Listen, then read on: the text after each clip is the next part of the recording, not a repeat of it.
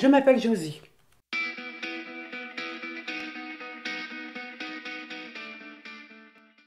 Je suis une femme divorcée, mère de 3 enfants, grand-mère de 6 petits-enfants, arrière-grand-mère de 2 petits arrière-petits-fils et filles. J'habite la région depuis 1984. Je suis quelqu'un de dynamique. Je pense que je me suis bien insérée dans la commune de Metz. Je viens de Paris. Paris, je ne pourrais pas y revivre. Metz, on me fait comprendre que je ne suis pas mésoise. Et comme je monte à Paris, on me fait comprendre que je ne suis plus parisienne. Va chercher bonheur avec ça. Je suis pied noir et 5 frères. Maman femme soumise, tu vois, de l'époque. Et voir maman soumise à la jante masculine m'a donné envie de me battre, même vis-à-vis de mes frères. Hein. Je n'ai jamais accepté à ce que on me commande. Voilà, ça c'est mon trait de caractère qui peut ressortir. On pourrait peut-être penser un peu d'autorité, alors qu'il n'y a pas d'autorité, mais je m'affirme. Voilà. Quelqu'un de sincère. Et je crois que je l'ai été, sincère. Mais comme j'ai du mal à me projeter dans l'avenir, je vis l'instant présent, donc j'ai pas non, je peux pas imaginer autre chose que l'instant présent. Je peux pas. Finalement, j'ai beau chercher, je connais mes défauts, mais j'aime bien qu'on mette en avant mes qualités. Ben, finalement, j'en trouve pas. J'en trouve pas. Non, non, sincèrement, j'ai beau chercher, je ne trouve pas de défaut. On va peut-être en trouver à ma place, hein. Mon entourage va m'en trouver. Ça, je m'inquiète pas pour ça. Ok? Je parle. Je parle beaucoup. Je veux partager mon point de vue, même si les autres ne veulent pas l'entendre. Mais je parle. Le silence me fait peur. Donc, si je fais un voyage en voiture avec quelqu'un, s'il y a un silence qui s'instaure, j'ai une bouffée d'angoisse et je suis obligée de parler. Je parle. Bon, puis à un moment donné, j'ai fait merde, j'emmerde peut-être l'autre, il n'a pas envie de m'entendre, mais j'ai besoin de parler. J'ai besoin de parler. Et je manque de diplomatie, donc je sors tout ce qui me sort par la tête. J'ai un défaut, je suis spontanée. Mais je suis sociale dans mon ensemble, je suis sociable. Hein. Si je n'avais pas peur des chiens, je crois même que j'irais leur parler aux chiens. Je parle beaucoup. Je suis entière. Je suis la vraie maman juive, même si mes enfants le vivent très mal. Bon, parce que bien souvent, je leur donne des conseils qu'elles ne m'ont pas demandé.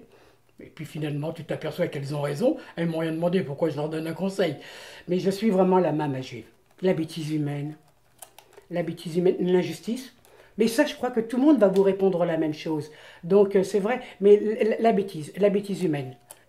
Je ne suis pas quelqu'un de riche, hein, parce que je vis avec vraiment une toute petite retraite. Donc je ne veux pas déshabiller Pierre pour habiller Paul, pas du tout. Hein. Mais je plains les gens qui en ont encore beaucoup moins que moi. Voilà. Mais c'est tellement plus facile de le dire. Mais il faut agir après. Pas savoir mes enfants en bonne santé, moi d'être en bonne santé, mes amis, voilà, ça me procure de la joie. Tout simplement. Ben, je pensais que j'étais une passionnée et avec le recul, je m'aperçois que je ne suis pas une passionnée. Je vis l'instantané, voilà. Je n'ai pas de passion à proprement parler.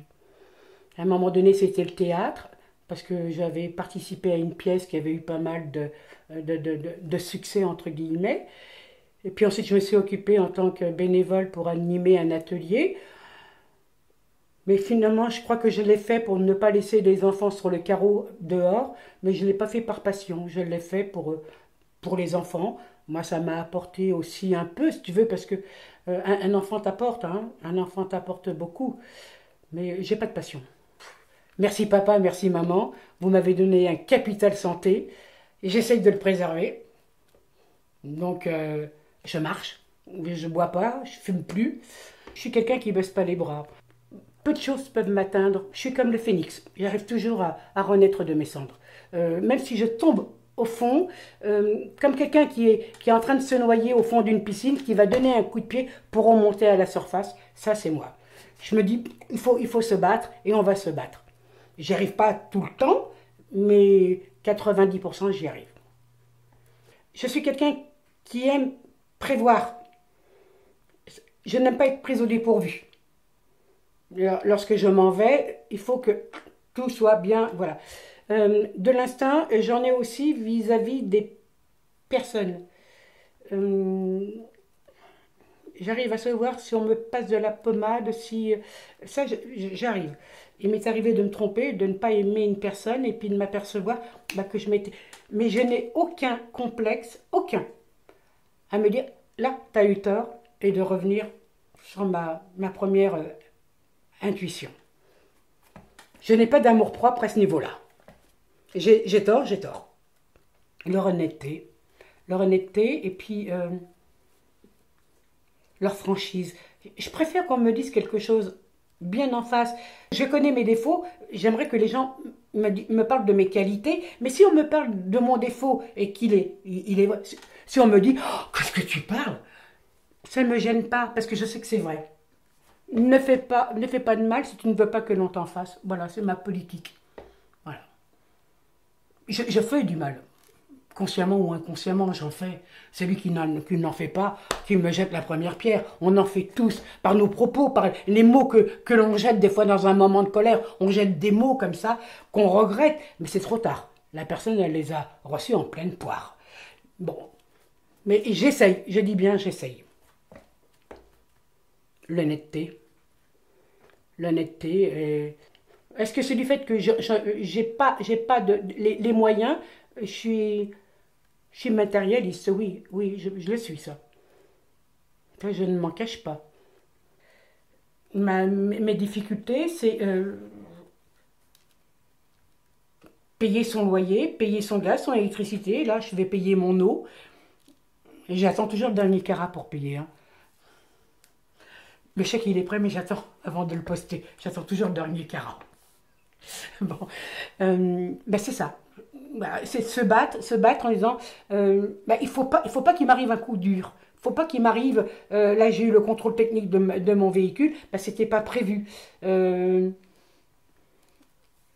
y a toujours un imprévu qui fait que tu aurais tendance à plonger. Voilà, c'est ça. Tous les défis que je suis en train de relever viennent de là. Si j'avais simplement une retraite un peu plus décente et qu'on tienne compte des années que j'ai travaillé en tant que conjointe collaboratrice, je m'en sortirais peut-être mieux. J'en sais rien finalement. Mais j'ai pas la fièvre acheteuse. Hein. Je suis comme maman. Hein. Je gagne 100 balles, j'en dépense 80, j'essaye de mettre 20 francs, j'essaye de mettre 20 francs de côté. Voilà. Ça m'a pris à réfréner mes envies. Si demain je suis invitée chez quelqu'un, je vais peut-être refuser l'invitation parce que je serai peut-être pas dans la capacité à rendre cette invitation. Voilà, mes petits moyens me renvoient un tout petit peu plus à ma solitude et à mon manque de moyens. Si demain quelqu'un va au restaurant, tu viens au restaurant avec nous, je vais regarder, merde, ils vont prendre le menu à 25, moi je peux pas, je vais me prendre le menu à 12. Est-ce que ça va pas me démarquer encore une fois, me renvoyer à ma condition de petite retraite? Oui, ça m'a forgé. Ah, ça m'a forgé, oui, bien sûr, à me battre encore un peu plus. Si tout est facile dans la vie, tu n'as plus envie de te battre. Tu attends que tout tombe rôti. Non, moi, ça m'a appris, et ça m'a appris aussi à orienter les autres vers cette optique de se battre. Rien n'est acquis dans la vie. Je suis fière du chemin que j'ai parcouru. J'ai rien à me reprocher. J'ai pas beaucoup de choses à me reprocher. Rien, ça serait... mais j'ai pas beaucoup de choses à me reprocher. Non, je suis fière de mon parcours. Fière, ouais. Mais je ne sais pas le nombre d'années qu'il me reste à vivre, mais je veux les vivre en adéquation avec ce que je suis. Ne pas me renier. Je ne voudrais pas me renier. Rester tel que je suis. Que les gens puissent penser que je suis une bonne ou une mauvaise personne, je m'en fiche. Je disais que j'étais fière de ma vie et je continuerai à l'être.